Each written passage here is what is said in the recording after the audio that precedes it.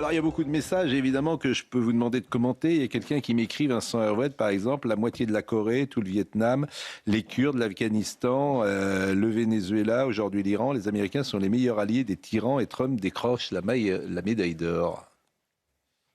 Oui, C'est un peu... c'est un point de vue.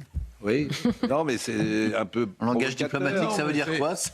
Non, mais c'est pas ça, c'est que l'anti-américain... Vous savez, on a une... C'est un rapport sur 50 ans, 60 ans. Une petite, Oui, non, mais c'est voilà. vrai que l'Amérique a perdu beaucoup de guerres depuis la Seconde Guerre mondiale. Hein.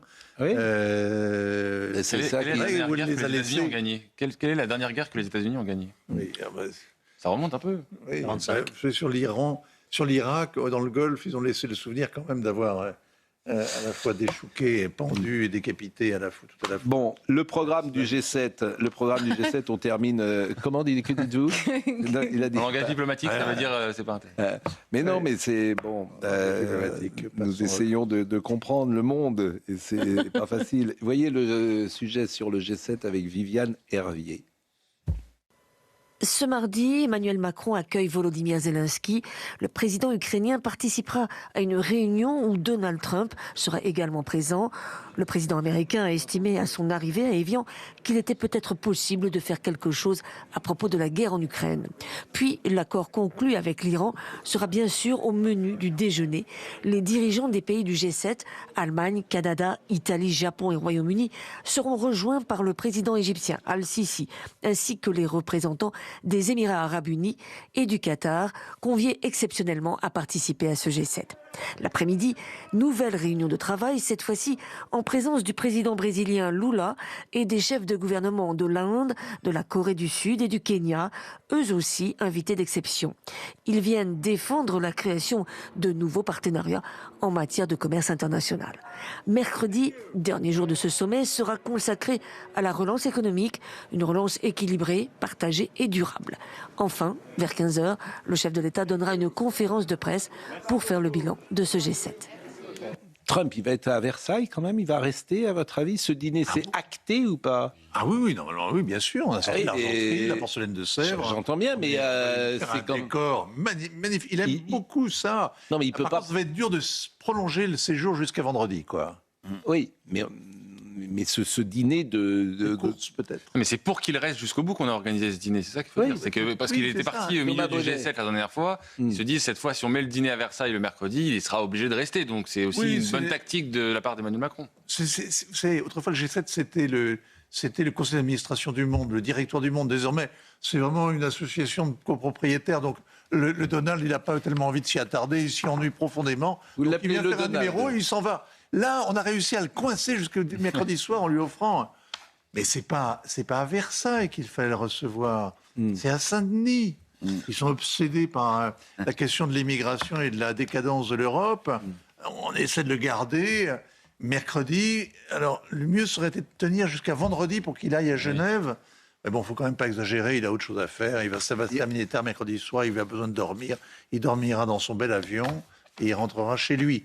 Qu'est-ce qu'on fait? Nous, on offre le gîte, le couvert, le spectacle. C'est beau.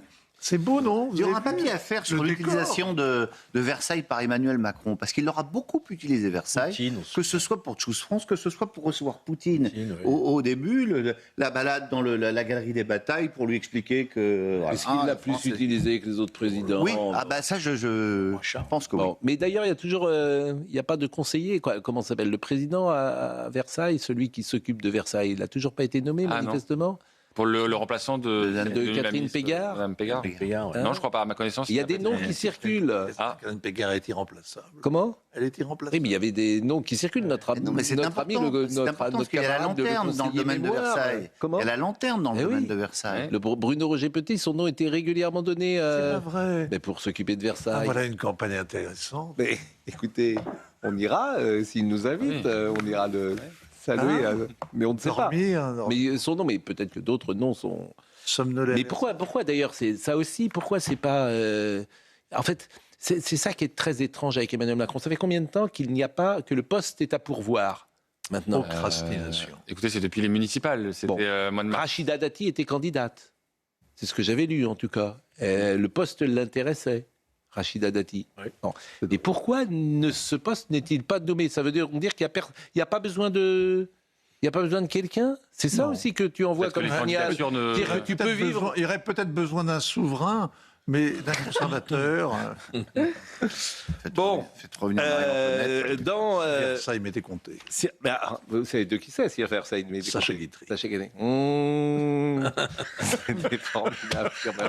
Avec Edith Piaf qui est sur les grilles. Ah, ça ira, qui chante. C'est Edith Piaf qui Ouais, chante. c'est Edith Piaf. Bien sûr, évidemment. Bon, c'est formidable. On voyait ça quand on était enfant, si Versailles m'était compté. Ça passait à la télévision. Et bon, c'est le roman national, hein, sans doute.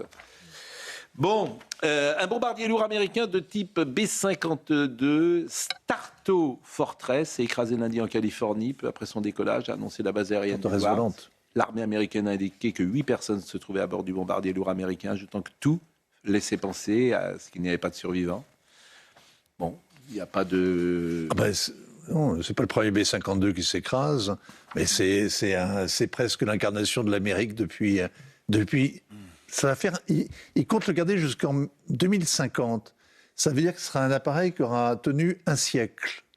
C'est le bombardier stratégique américain. C'est lui qui trimballe au-dessus de nos têtes de quoi faire sauter la planète et maintenir donc la puissance américaine. Et c'est l'avion qu'on a vu pendant la guerre du Vietnam, qu'on a vu pendant la guerre de Corée. C'est magnifique. Hein. Il y a un président par intérim à Tant Versailles. qu'il s'écrase. Pardon? Il y a un président par intérim à Versailles. C'est-à-dire... Oui, mais je regarde, je m'informe. Hein. Ah oui, qui est-ce? Je ne connais pas. Pierre-Emmanuel Le Cerf, président par intérim de D'accord. l'établissement public. Voilà. Ah oui. Donc ça n'est pas sans direction. Mais à Versailles vit un intérim depuis 1793. Bien sûr. 1793, oui, bien sûr. Il viendra peut-être. On ouvre le chapitre politique avec Xavier Bertrand, parce que c'est intéressant, Xavier Bertrand. Alors, en bandeau, vous allez voir la droite mélenchoniste. C'est évidemment provocateur. Mais pourquoi on dit la droite mélenchoniste? Parce qu'on a l'impression qu'il cible le même électorat que Jean-Luc Mélenchon. Donc, et vous allez entendre ce qu'il a dit. Il a dit que c'était difficile en France d'être musulman, c'est difficile d'être juif. C'est aussi difficile d'être tout simplement en France, que vous soyez une jeune femme dans les rues de Nantes le soir, que vous soyez un jeune enfant qui va à la crèche. Il y a beaucoup de choses qui sont difficiles en France, disons-le, d'être. Alors écoutons Monsieur Xavier Bertrand, qui représente un courant chez les LR, lui et son ami Copé, qui est extrêmement minoritaire, disons-le. Il a le droit de dire ça. C'est une niche. Il a le droit de dire- Copé, il s'est présenté une fois, il a fait 1% auprès des électeurs. Oui. 1%. Primaire, oui. Oui, donc c'est dire. Mais le problème, c'est Bon. que c'est minoritaire parmi les électeurs, mais parmi les Oui. chefs, entre guillemets, c'est peut-être pas Exactement. Il minoritaire. avait quand même gagné la présidence de l'UMP. vous savez. Oui, dans des circonstances qu'on se souvient, effectivement. Alors, voyez ce que dit Xavier Bertrand, et puis vous, qui connaissiez un peu cette famille, vous allez me dire comment vous décodez cela. Bonne chance. Le prochain président devra se battre pour retrouver l'unité du pays. Aujourd'hui, vous voyez, ce qui me marque le plus, c'est que c'est difficile de vivre en France quand on est musulman.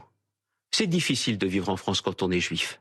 C'est difficile de vivre en France quand on n'est pas blanc de peau. C'est difficile de vivre en France quand on porte pas le prénom du calendrier grégorien. Et c'est difficile aussi pour de très nombreux Français qui se sentent invisibles, oubliés. Eh bien, moi, je leur dis très clairement, c'est qu'ils respectent la loi, ils respectent la République, ils seront respectés et que chaque enfant a sa place dans la République française. Bon, c'est difficile de vivre en France et d'écouter Xavier Bertrand. Non, moi je l'aime bien, Xavier Bertrand. Ben oui, c'est votre ami, mais C'est un humaniste. Qu'est-ce qu'il a dit c'est alors, puisque vous dites le mot humaniste, c'est Bah, il tout à dit que les fait- Français sont racistes. Là, en gros. Non, C'est- il n'a pas ben, dit bien ça. sûr. Mais Bah, si, c'est ça. non, Il faut le dire en creux. Les Mais Français non. sont racistes, antisémites. Non. Voilà. non. Et, pardon, c'est quand même ce qu'il insinue. Non. Quand on dit c'est difficile en C'est France difficile. d'être musulman, ça veut dire que le reste des Français font la vie dure aux gens qui sont musulmans. Moi, à mon avis, c'est pas ça la réalité. Oui, mais reconnaissez quand même qu'il y a des problèmes à l'emploi, au logement. Non, mais il y a des- Ça vous voulez que je vous existe, présente les- mais ça Il y a des existe, problèmes. ça Il y a des existe. problèmes en Vous voulez France. que je vous parle des jeunes femmes qui se baladent le soir dans les villes de France Et les difficultés qu'elles ont, il y a des problèmes partout. Vous avez raison, bien sûr. Bon, bah, pourquoi Mais ça cibler n'exclut pas qu'il y ait quand même des Ils populations... ont plus de problèmes, vous trouvez? Non, mais je vous pose la question. Les musulmans de France, ils ont plus de problèmes que les catholiques de France. Au logement, je pense qu'il y a peut-être un peu plus de problèmes. Mais pour cette raison? Enfin, Parce qu'ils sont rejetés en raison de l'impression ce de qu'ils sont. découvrir le monde. Non, mais je vous pose une question. Il y a Je dis pas que ça la existe question, pas, je le découvre. moi je découvre, j'ai été parlementaire, j'ai bien vu, aussi bien dans ma circonscription, il y a des populations qui sont plus défavorisées, qui ont des origines et qui c'est plus compliqué. C'est-à-dire que vous n'avez jamais fait d'études sur le fin fond de la ruralité, donc c'est sûr que l'obsession à chercher la réponse. Ça ne veut pas dire. Charlotte Dornelas. Non, mais vous m'opposez quelque chose qui existe. Non, parce que effectivement. c'est dans la phrase de Xavier Bertrand, vous avez remarqué, Il dit il quoi termine par les Français rendus invisibles, qui ont l'impression, parce qu'eux, ils n'ont que l'impression, d'être invisibles depuis des années. Mais la construction de sa phrase a rendu la France invisible depuis 40 ans en réalité. D'aller chercher les gens en raison de leur appartenance à une minorité, à effacer la France, puisque chacun se revendique d'autre chose que de la France et que chacun doit avoir la place en fonction de ce qu'il est et non pas en fonction de son adhésion à la France. Et il arrive à la fin en disant « on respectera ». Je trouve cette phrase folle. Il n'est pas du tout le premier à le dire. C'est la doxa. Hein. Il n'y a pas besoin d'attendre Mélenchon. Hein. Le bloc central a le même discours en permanence. Il dit, à partir du moment où vous respecterez la loi, vous serez respecté. Enfin, on exige d'un touriste qui respecte la loi. J'espère qu'on a un peu plus dans le cœur, en appartenant à une nation, que de respecter la loi. C'est ça notre problème, c'est qu'on a exigé que la loi soit respectée, on l'a même exigé de manière très bancale, donc même ça, c'est pas respecté, mais on n'a pas voulu que ce soit plus. Donc, en effet, la France a disparu. Donc, en effet, il y a une partie de la France, et notamment de son peuple historique, qui se dit, mais on est qui, nous ? Est-ce qu'il y a une primauté simplement de la manière dont vivaient nos grands-parents ? Est-ce qu'il y a une primauté culturelle de ce mode de vie-là en France ? Moi, je pense que oui, toujours. Bah oui, mais dans cette phrase, ça disparaît. Vous avez remarqué. Je pense que la France est encore la France, voyez-vous.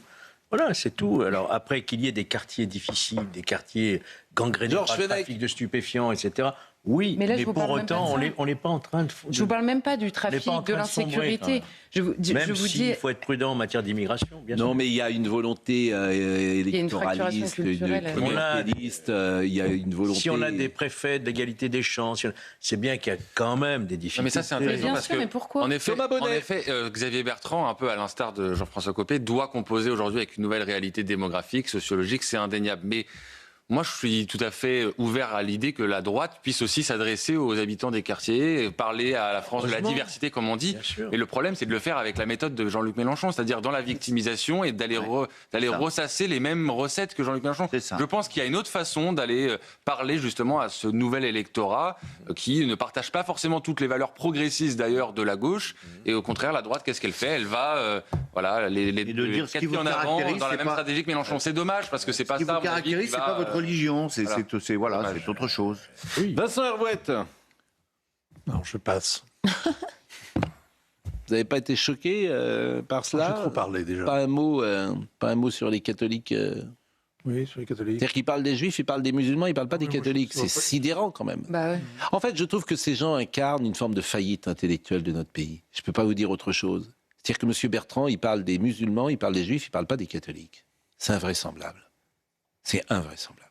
Et il ne représente pas son électorat. Et c'est pour ça que s'il se présente demain au nom de l'électorat de droite, il ne fait personne. C'est ça ce qu'on peut remarquer. Mais c'est vrai aussi pour Jean-François Copé. Ils ont le droit de penser ce qu'ils pensent. Ils ont évidemment le droit. Mais et c'est étonnant que Bruno Retailleau ne tape pas du poing sur la table. C'est ça le vrai sujet. Parce que il devrait dire ça c'est pas exactement vous n'êtes pas raccord avec notre électorat. Ça devient un vrai sujet pour lui. Hein, et le fait de ne pas être raccord avec l'électorat, ça fait moins de 5 points la dernière fois. Bon. Moins de 5 points. Oui. Un grand parti qui faisait 20 points il y a quelques années, qui avait été jusqu'à 35. Non, mais il y a le commentaire politique, pour ne pas dire politicien, pour ne pas dire électoral, pour ne pas dire électoraliste, pour ne pas dire minable.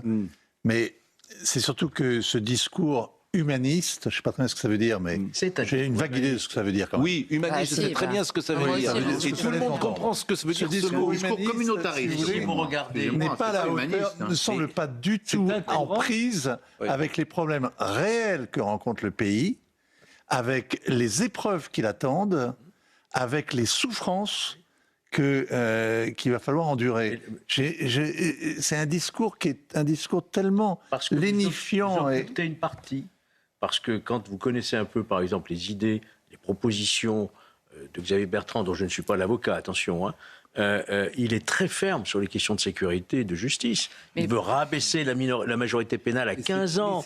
Il veut la perpétuité réelle. Donc ça, comment c'est pas le sujet? Mais non, vous faites un amalgame entre le sujet de la dépossession culturelle et le sujet de l'insécurité. Je sais très bien pourquoi vous faites l'amalgame, il est assez naturel, j'ai pas de problème. Mais simplement, là, en l'occurrence, ce qu'il dit, c'est quelle est notre identité commune. Et en effet, au moment de les Français un peu oubliés, qui se sentent oubliés, arrivent en dernier dans la phrase in extremis, au moment de citer les religions, en effet, parce qu'elle a raison, les catholiques n'existent pas. Il y a une église qui brûle toutes les 2 heures en France depuis je sais combien d'années. Il y a des processions qui sont attaquées. Il y a, dans certains médias, les catholiques sont moqués, et ils sont bien les seuls, et ils sont priés de se taire. Donc c'est quand même un courant qui existe aussi. Donc il n'y a pas une préoccupation de tous.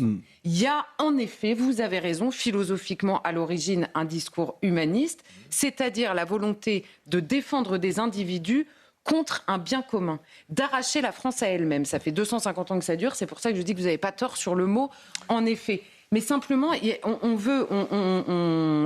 court après des conséquences sans ne jamais analyser la cause.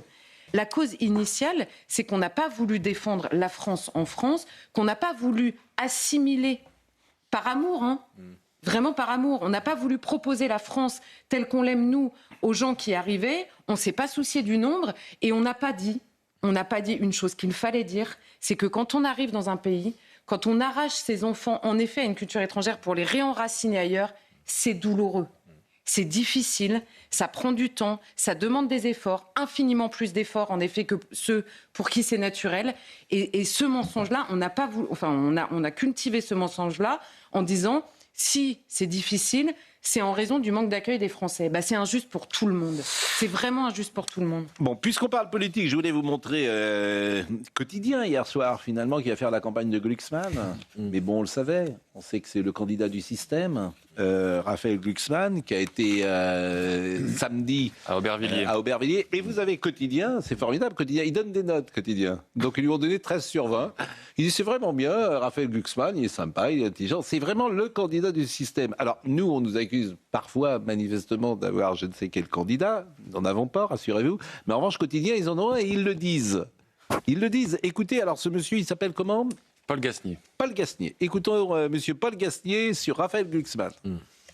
Un meeting assez classique, marseillaise, pupitre et vive la France, mais des progrès à faire en éloquence et en incarnation. Et comme on est en période de bac, on se permet de lui mettre une mention assez bien, un petit 13 sur 20, ce qui est bien, mais pas top.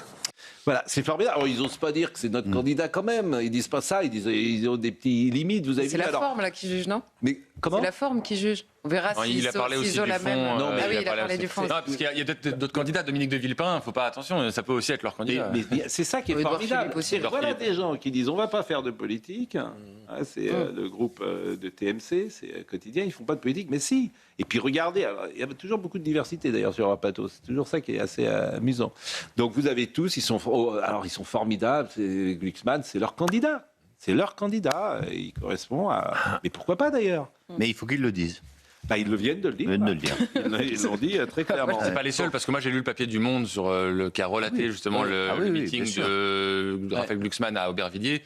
C'était dithyrambique aussi. Donc en fait. Mais moi je souhaite qu'il se présente aussi, Raphaël Glucksmann. Je souhaite qu'il se présente. Vraiment. Mais vous voulez mon avis ? Il n'ira pas. On prend un petit pari ? Il n'ira pas. Vous savez pourquoi il n'ira pas ? Mais parce qu'il se plantera. Et il le sait. Donc c'est assez simple. Donc tout ça, il a fait son petit meeting, etc. Et il n'ira pas.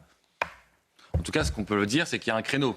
Parce que dans les intentions de vote, alors c'est pas sur sa personne, c'est sur son courant. Franchement, entre lui et François Hollande, oui, non, mais François Hollande peut récupérer ce créneau. Mais je veux dire, il y a visiblement une envie de gauche anti-LFI. C'est pas une question d'idée d'ailleurs. C'est pas une question d'idée, parce que Raphaël Glucksmann, il a les mêmes idées sans doute que François Hollande, et ça. Mais enfin, c'est une question d'incarnation, c'est une question de volonté, c'est une question de charisme personnel, de rapport à un public. Tu t'improvises pas homme politique. Il a beaucoup de qualités, sans doute. Il avait fait un bon score aux européennes. Excellent. Vous vous souvenez? Excellent. Il Donc, a fait 13 quand points. même, oui. Il a fait... Il a fait 13 points. Mais c'est marrant de prendre des petits paris. Hein? Par exemple, je prends le pari que notre ami Thomas Hill est au bout du Thomas Hill est au bout du fil.